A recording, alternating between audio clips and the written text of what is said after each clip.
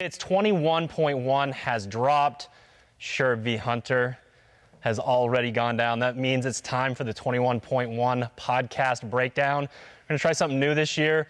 We're gonna take a look at some movement efficiency, talk about the warm-up a little bit, and then head into the studio. So, two things with the warm-up.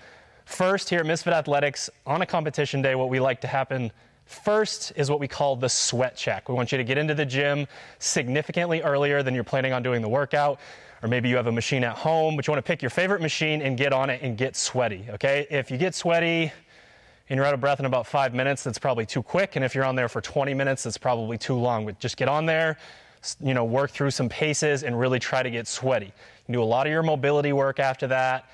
And then about 10 minutes before the workout, we're looking to do this primer right here. So we get 2 rounds, 200-meter ski, 7 burpees, 200-meter run, 14 light dumbbell push press. Round 1, we're looking for nice and smooth. Don't need to go fast. We want to get blood flow. We want to make sure everything feels okay.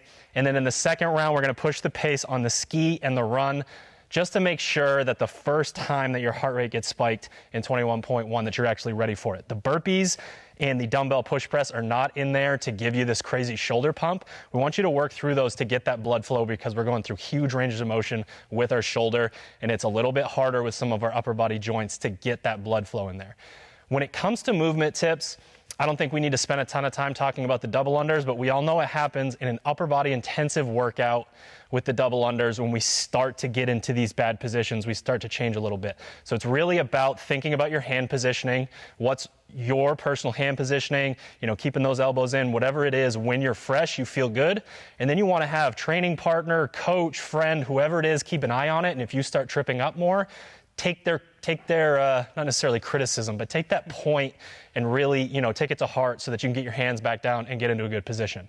When it comes to the wall walk, we're going to go over it here in a second, but it's important that you understand we're saying these things because it's new, and we want to make these positions not new. We want to create shapes that you've been creating all year so you can use your skill and you can use the musculature that you've built up. So Sherb's going to head over to the wall here. We're hoping he is not too upset from earlier. Obviously, we have to start in the standard position here, but the first position that we're going to go into that we see all the time in gymnastics and CrossFit movements is the pike.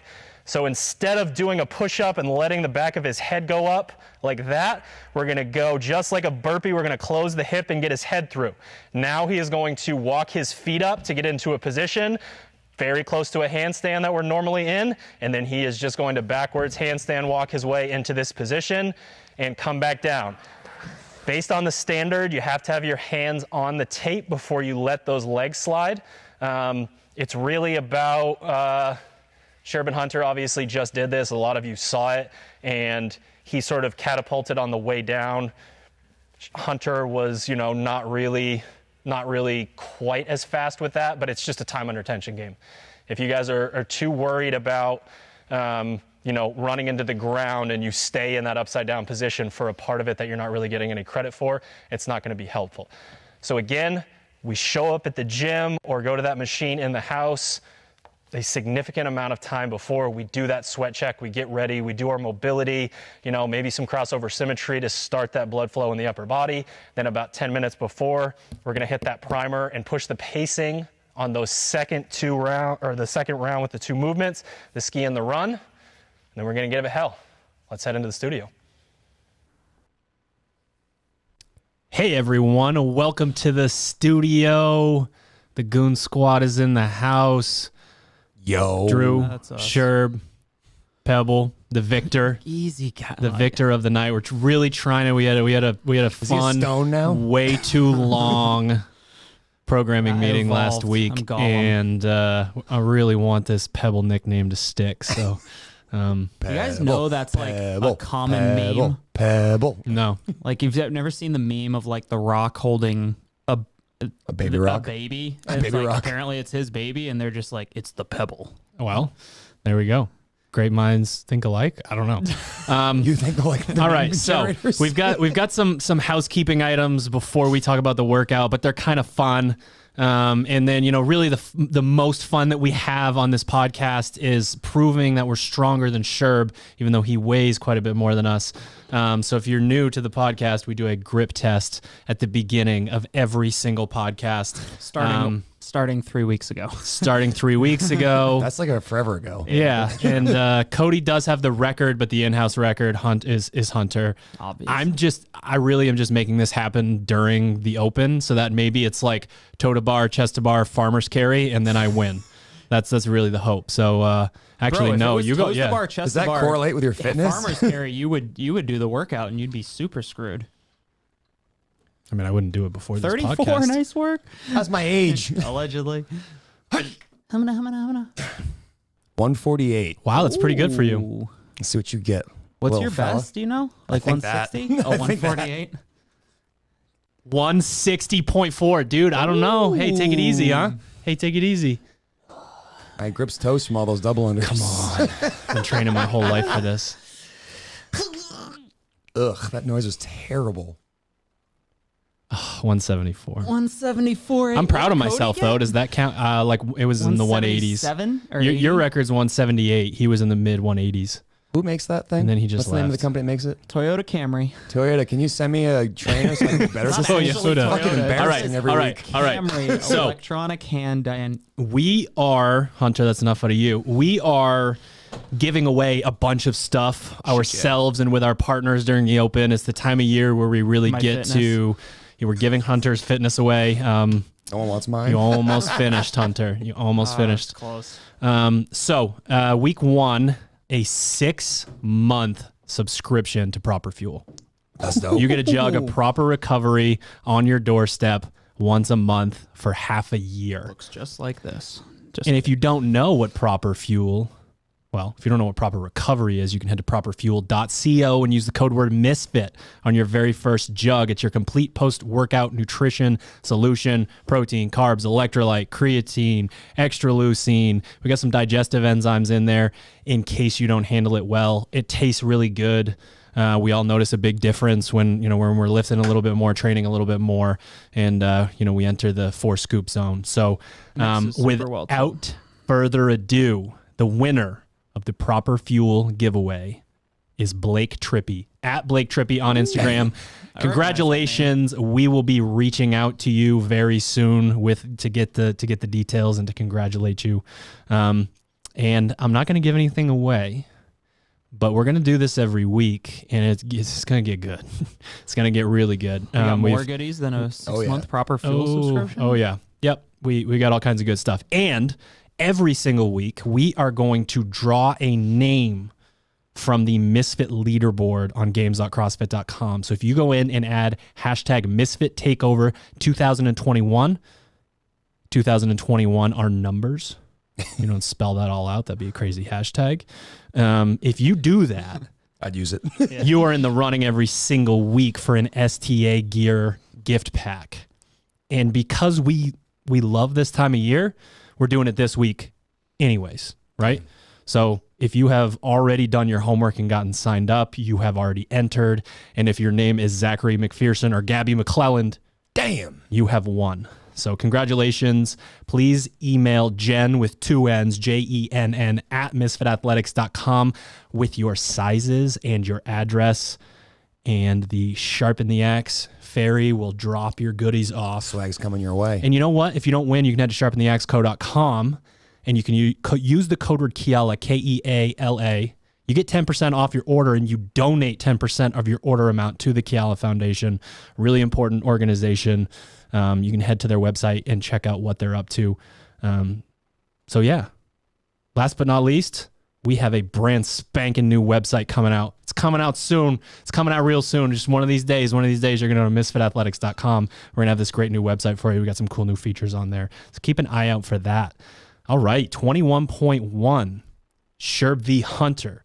Sherb shows up with a new mustache. He's wearing 2 pairs of socks, not 1 pair of socks. Got blisters. He put 2 pairs of socks on. He then asked Jen how he could cut the sleeves off of his shirt. He was ready. He was eating chocolate-covered pretzels. Did you see me in the workout tip? I look jacked. Is all of this true? Literally all every single thing that I just said, I was like, he's giving me gold right now. You wearing Yes, he's wearing 2 pairs of socks. I'm proud of you. He's wearing socks 2 down pairs there, of dog. socks. It did I got not. blisters. Well, it did not help you in your wall walks. I thought it would. 21.1. We're gonna get into the specifics of it, but just hit me with the feel. Talk to me about it.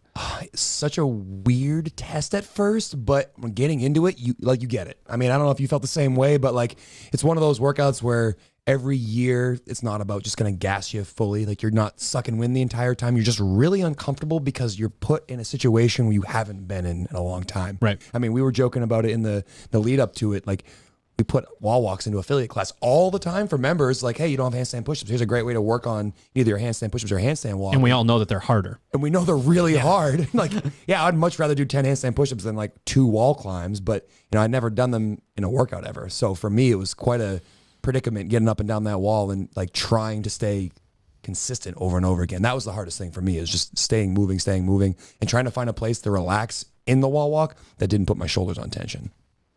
Yeah, it's an interesting combination. I was trying to think of another movement there aren't many upper body movements that also have a significant metabolic demand. Like you think like a push press, like a light high rep push press or something like that. But most of the time it's like it's a muscle fatigue thing that gets you. And that it's certainly the case for the wall climb. You're not stopping because you're out of breath, but you were definitely I was definitely breathing hard. Oh yes. So it's interesting. We had a bit of a snafu with the judging. You might have finished had you known you had 21 double unders left. You tried pretty hard. Hunter got 189 double unders. We didn't know. If you watched the video, we weren't 100% positive. Sherb, how many wall climbs did you get in the round of 21? 19 of 21. 19 of 21. So you were pretty close. Yeah. Yeah. So this workout is, it's unique. It's new. It's different. Yeah. And it's one of those things where it's so easy as a snap judgment to go into hater mode. That seems to be the default of like, give me a break. Like, you kidding me? I remember thinking that when the 75-pound snatch came up in the very first open workout. It's just cool. Now it's like your favorite movement. Yeah. So it's one of those things where your initial reaction, anytime something is new, it's like, oh, come on. But then you think about it and you think about how challenging wall walks are. And then you have to do 55. Sure. 55 total. You have to do 55. So movement specific, we let in, we had some technical difficulties with the beginning of the video there. There wasn't any sound playing, but we got that going. Something new that we're trying to bring in. We didn't want to shoot the videos for you guys tomorrow and not feel like you had some ammo going into, you go to bed feeling better about the workout. You're probably going to feel a little bit better the next day. So we're going to continue to do that moving forward. So we've already talked about this a little bit at the beginning, but I just know, for me as an athlete, it's like when we have to do those double unders and you're doing another movement that's shoulder intensive or forearm intensive, whatever it is, you have to really think about, because your body tries to play tricks on you. Anytime your upper body has been used, a little bit too much, you get tense. You start to get into those positions. Now, if you're experienced in this, you know to not fall for that trick. But if you do start tripping up, just make sure that you are getting back to where you normally are. And if you're really feeling it in your traps, if you're really kind of holding yourself up in that position, there's a pretty good chance you're falling for that idea that your body's trying to push that. And one thing that Hunter and I have been doing recently, been training out in the gym, is been sprinkling some double under workouts in you and I, because neither of us really like that movement. You're probably a little better at them you're definitely better than them than I am at them. But for me, it's tricking yourself into, just staying calm enough to realize that they don't get that much worse. That's the hard part with double unders, is people start to get panicky. They shrug their shoulders, their arms flare out, and all of a sudden they're working twice as hard to do essentially a flick of the wrist and a 1-inch jump. And if you can teach yourself to stay calm and think about your breathing and get a control of your breathing as you move through that, you'll realize that it's no more than like going out for a moderate paced jog. But you have to be able to have that like mental thought process over and over again. Like, hey, stay calm, stay calm, stay calm. Because if you let it get to you, it'll just get worse and worse. And it like compounds on itself as you get more and more spastic. You make it harder and harder. You get more gassed. You're able to stop moving. It's definitely one of those workouts that punishes people who double under with straight arms. They do the like the straight arm thing and the kind of like rotating at the shoulder instead of the wrist. Yeah, instead of the wrist. So definitely, like you said, just trying to stay relaxed, stay calm, stay out of your shoulders, so to speak, and treating that as that is your place to recover. Like you can, even if you trip like a couple times, I think I tripped a couple times on the smaller sets, and then a couple times at the end too. It doesn't, like, you can, once you finish your wall climbs, get into that set of double unders right away. It doesn't get worse as you're double undering. You're getting those reps done. So don't feel like you need to take that big deep breath before you start jumping rope. Like, do that while you're jumping. Try to catch your breath. And it, like I said, you're certainly breathing hard, but it's not a like cardio stimulus, I guess, by our definition. It would definitely be a muscle. You're going to be overload. resting a significant amount between, at some point during the wall climbs, you are going to rest. Yep. So if you can teach yourself to stay moving when you're jumping rope, and even going in with maybe a plan to say, you know what, if I can stay calm on the double unders, I might be more consistent on my wall climbs. That is where people are going to lose time, unless you're, very new to double unders and it's not really your jam. But most people are the time of like vanishes instantly when you're on the wall. You're going through a couple of climbs, you look over, and you're like, where the last 2 minutes go? I've done like 3 climbs. I guess I would say if you don't like double unders, if those big sets really gas you, you kind of haven't quite figured out how to catch your breath and how to breathe, then yeah, breaking it up I don't think is a terrible idea when you get into that, 90, 150, 210 sets. Yeah, just to chip away at reps. Effectively, you have to find some place to stay like calm and steady. And for a lot of people, that's not going to be on the wall climbs. You're going to do a couple, take a break, do a couple, do a break. I mean, I think you did a pretty good job. Looking out of the corner of my eye, I could hear Kyle counting your reps, and it's just like you did one probably every 12 or 13 seconds or something like that, even in the bigger sets. So like that to me is like something you have to think about when you're working through those wall climbs. Is you have someone there that's like, you hit the deck, all right, 5, 4, 3, 2, 1, back up the wall. Because they, again, similar to the double unders, they don't really get too much worse. They're just like uncomfortable to keep moving. So if you have someone there to pace you the entire time, keep you moving, I think that'd be really helpful, because otherwise, again, that time disappears like nothing. Yeah, and it's interesting, a new stimulus on something is always going to be the type of thing that you have to feel out a little bit. And while the handstand push-up and the push-up are going to tell you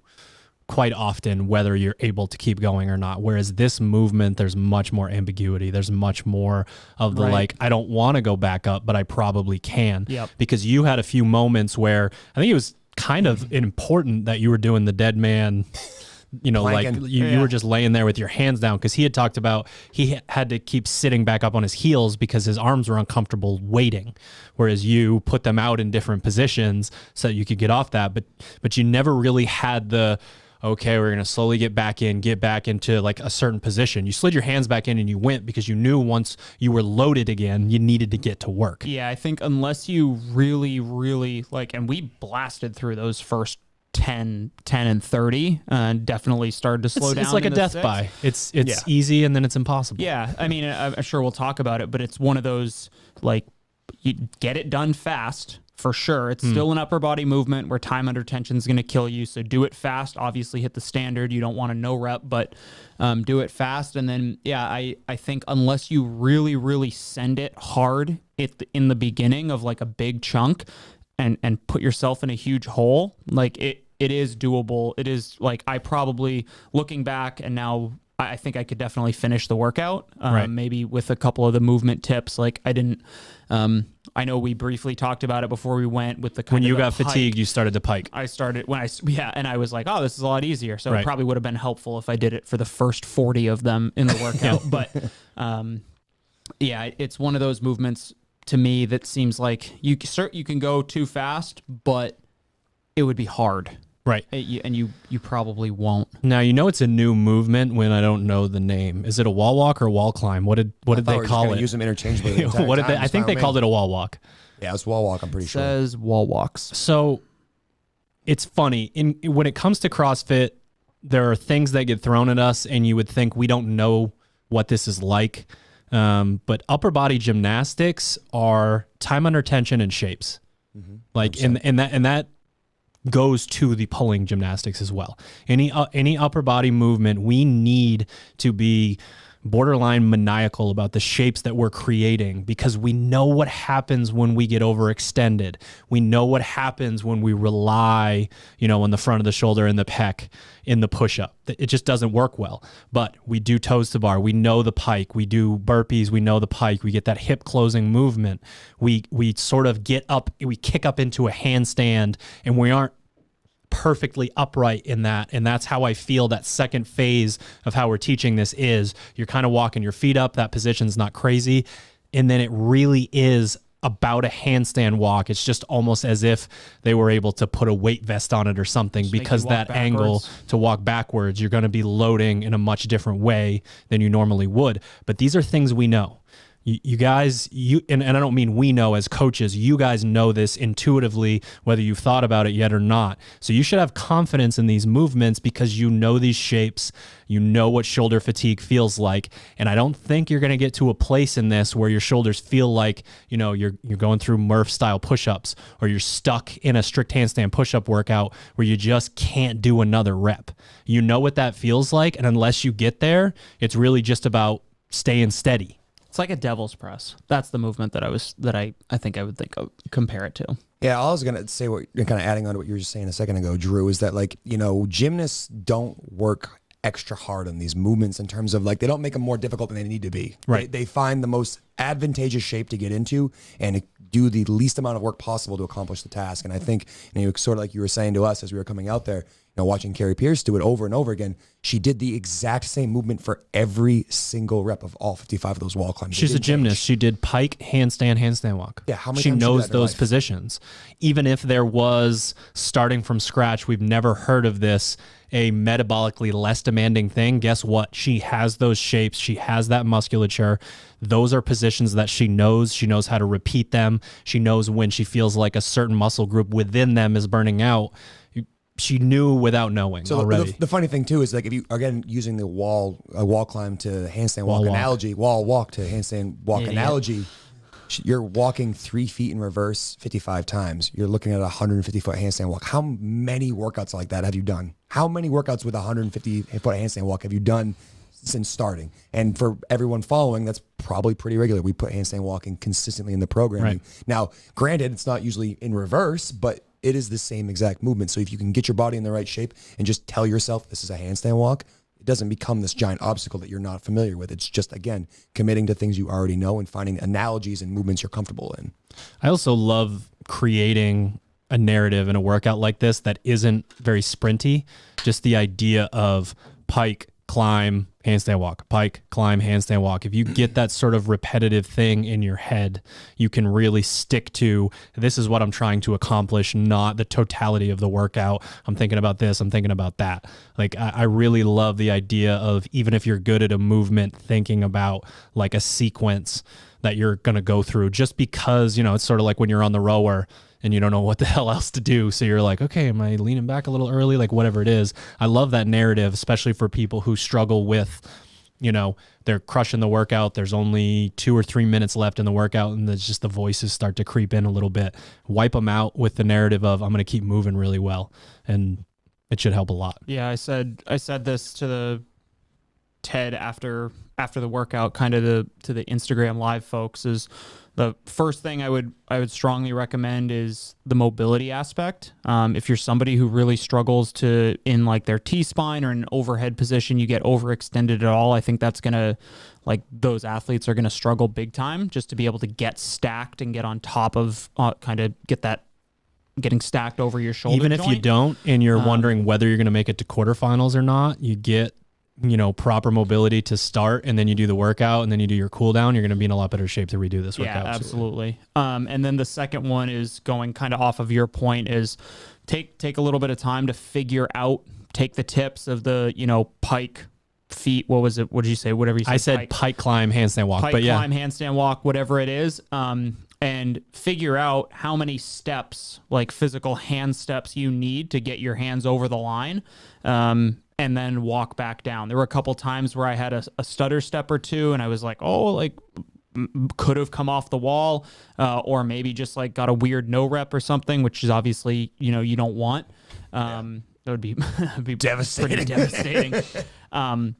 But just taking that extra time to just like in a weightlifting setup, just like sequencing on the rower, you have that mechanical kind of way about you to make that movement easier. So,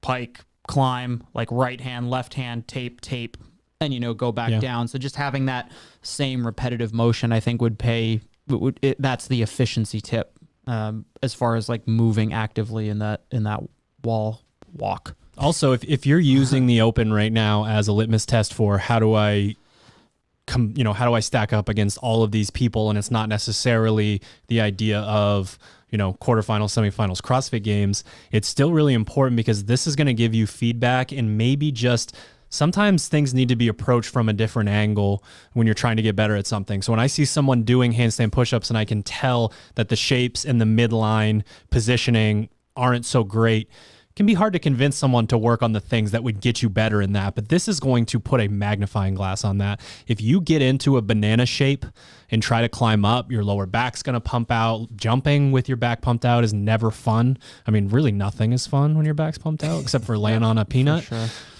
So it's just one of those things where use this as like, okay, is it my midline? Is it my shoulders? Is it my shoulder mobility? There's a lot that goes into this movement if you're doing it in the way that we're describing, and you better have good shoulder stamina, shoulder strength, shoulder mobility, and midline. Because if you don't, or at least you don't try to get into those positions, you're going to feel it really early.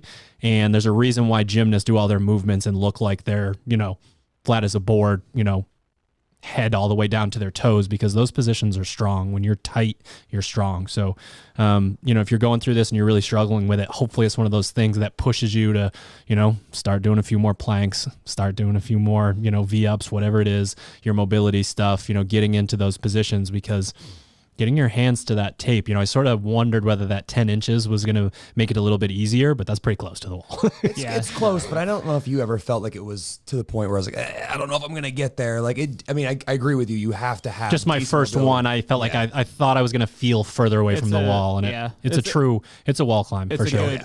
It's a good standard as opposed to like, nice to have that going forward. I was like, I wonder if it's like going to be a nose and toes on the wall or something like that, which would just be like athletes smashing their head into the wall. We could get like a physical therapist just on call in the gym for everyone's shoulders. It's kind of funny. Like we talked a little bit about how like the open, I don't want to say the open doesn't matter, but for quarterfinalists, like we're not taking it quite as seriously maybe as before, but this is kind of a troll workout because like a lot of people can do this. You get some athlete, like some really solid affiliate athlete come out of the woodwork, and I'm sure we'll have the 21.2 or 3 is going to balance this out. We were talking before. I'm like, it's going to, week 2 is going to be like double Grace or something like that at 225. But I don't know if that'll help me still. there are going to be a decent number of athletes who come out of the woodwork and can do really well in this, and like make those like athletes who are like probably going to go to quarterfinals, but possibly like you're going to have to you might have to redo this just to be totally safe. I thought we were going to go next with the redo here. And I was, one of the things I was thinking about as you work through this, if you aren't a consistent mover, you're not moving very well and you burn out early, this is one you can probably retest and not feel too much, hangover from the first attempt, because it really doesn't get pretty bad until you get into that like 15 wall walk, 150 double under like range. And at that point you're 10 minutes into the workout. So if you're not good at those movements, you're probably closer to 12 or 13 minutes. So to me, this is one of those workouts where you spend extra time getting loose, you hit the primer hard, and know that if you have a bad attempt or maybe your technique's not where you need to be, you watch it, you reevaluate, and you figure out what can you do to be better in your second attempt. Because I really do think this is one of those workouts where if you're on the fence of whether or not you're going to qualify for quarterfinals, you're going to want to do this one again, because it's not going to have that same like hangover effect of soreness. I got some DMs this week about the same conversation that we have every year about the one and done thing. And obviously it's unique this year because most athletes who asked me that in the past are going to quarterfinals, barring an injury, something happening, video submission getting rejected, and even then probably still. So, but if you're clawing your way to quarterfinals and that means a lot to you, and that is your test, we have the whole moniker this year of make your mark. It's you specifically. We want to see you reach your potential. I don't want to see you reach, Tia Claire Toomey's potential. You want yours. Like to reach that. Yeah, exactly. You're almost there. Almost there. So Yes, of course you redo it. Why wouldn't you redo it? Just this idea of like I'm so proud to be one and done. Ever since Last Dance, everything in here is Michael Jordan. But like, if he missed a shot at the buzzer and they were like, "Yo, you want to take that again?" and he's like, "Nah, I'm good. Yeah, I'm one and done." Like, I don't understand if you're a competitor and you care about this stuff, why you wouldn't try to get better at it now. If you are trying to qualify for semifinals and you are ruining your weekend of workouts because you're redoing this, then that's a problem. But that's new and unique to this year. If your goal is to get to the quarterfinals, you bet your ass you should do this twice. I mean, no matter what. Like, yeah, there's, like you normally get the pretty close to the exact same score, but I mean, you were 21 reps away. Yeah. And, Christy Aramo, who's an absolute monster, didn't finish. So there's a little bit of like hey, come on. Yeah. Like it's pretty cool to finish this workout if you're not a semifinals level athlete. So I think that's great. Yeah. Predictions. So Carrie Pierce was 13:04. So it'll be interesting.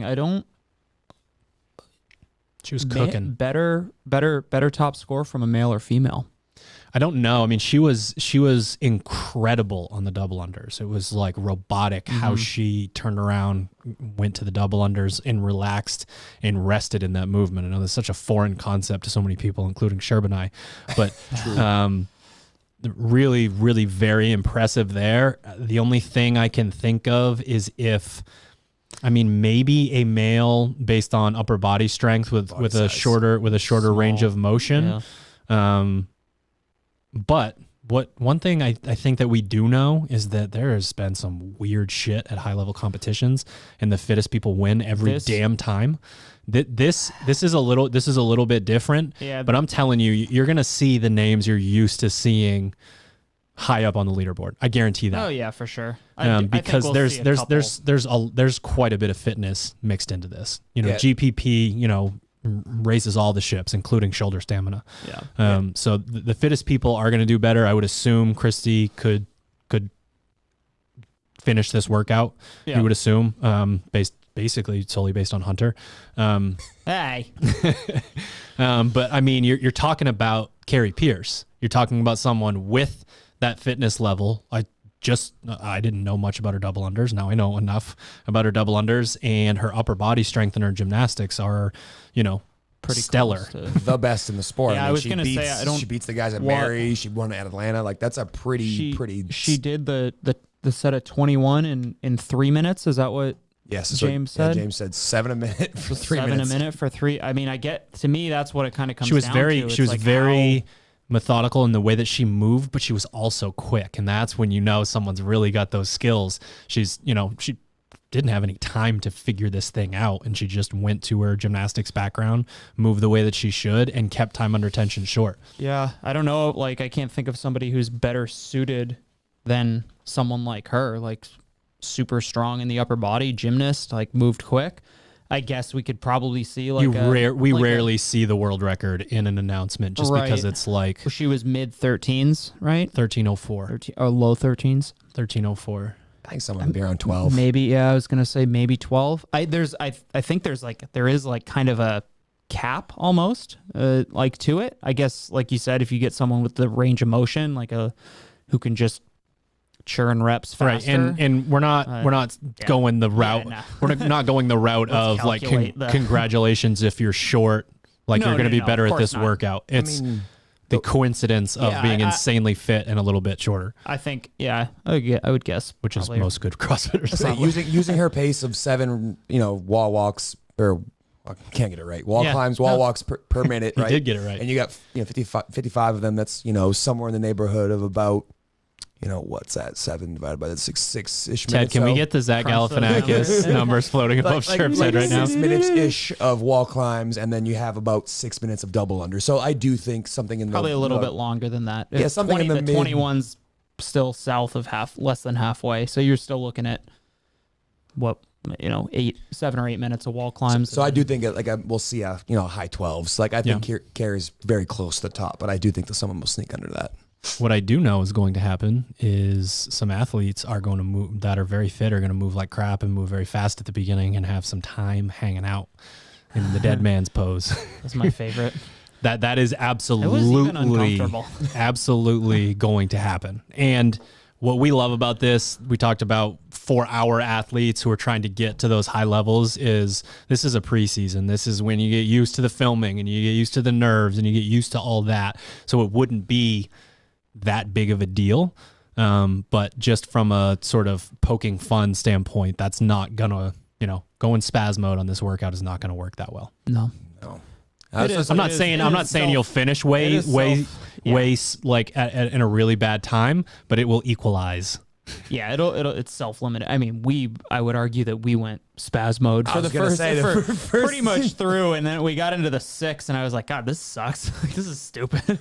I'm pretty sure the 6 I was like, bye, Hunter. So we had, I think the excitement of 21.1, we had some just aggressive commenters on Instagram Live, which, by the way, we're all good with it. I don't think you guys were doing anything wrong. So at the beginning. So basically what people were saying was sometimes one of the feet were still on the ground and the opposite hand was starting to move. So like you would lift your right leg up and then your left hand would start to come back. But I wasn't able to pause it in a place where the movement standard wasn't there. So just for people watching that thought that those were no reps, there might have been a no rep in there, but there were not a bunch of no reps in there like people sort of thought. And it's really important for people to understand that you do push up first. You do get into that pike position, not a push up. Don't do a push up, but you get into that pike position first. So you can move your body. Your hands just need to remain there. And I didn't really see any issues with that. And then most people were joking, but we have a mask mandate. We cannot be out in the gym without our masks. It's one of those things where it's just like, are we going to alienate our business and our customers who rely on us to stay healthy and fit and happy and strong and take our masks off out there in the space, other people watching and whatnot. So there's a mask mandate. It doesn't really matter whether we like it or not. It's what we have to do. So, I mean, keep trolling if you want. We like trolls. You never feed the trolls. I'm not gonna feed you, but we like them. Don't be a dink. Yeah. So I mean, we're back. We haven't had an open in 16 years. I think is what it felt like. It's been a really long time. The Pebble is up 1-0. 1-0. He is up 1-1 on the because I'm giving myself second place on the grip test here. I'm really hoping is the most important thing. I agree because it's the only thing I can do better than Sherb basically in the whole fucking gym, other than like a mobility test maybe. Speaking of that, when's the last time you guys saw me doing dubs out there? Tomorrow. When's the last time you guys saw me doing double unders? Nom. Yeah. What do you think my calves are going to feel like on Saturday? Oh, man. Like how your back felt after... I ran a couple miles today, too. Wait. Will he do enough double unders to be sore? What is that number for you? Like, is there a number for you in your mind? Can you like, not if I do do double over unders, 300? or you just hate them? They're just not good for you? They're not like my best friend. I'm really good at double unders when I'm not breathing heavy, and I'm terrible at double unders when I'm breathing heavy. I think that has something to do with my fitness level. Can you do enough wall climbs? And to you're do enough always double breathing unders? heavy. Have you ever seen how high I jump in double unders? Yes, I could probably get sore off like 14. Okay, fair. I could So clear the first 10 and then he's sore. I could clear the building on a double under, bro. So yes, I will absolutely be sore. I know what that's like. But to get back to the final rant, we're just really excited to be like competing again. And by competing, I mean vicariously competing through the thousands of misfits worldwide. We're here for you guys. We're trying to put out as much content as possible. As always, I'm at Misfit Coach on Instagram. Slide into those DMs, ask the questions. Sometimes post podcast, they pile up a little bit. So feel free to send a second message and be like, yo, you said you'd respond, because I will. Sometimes just need a little free time to get there. Yeah, man. Excited. Let's do this thing. Feeling good? Yeah. Bring on 405 deadlifts and strict handstand push-ups. All right, we'll see you on we will see you on the interwebs the rest of the week, and we will see you right back here next week for 21.2.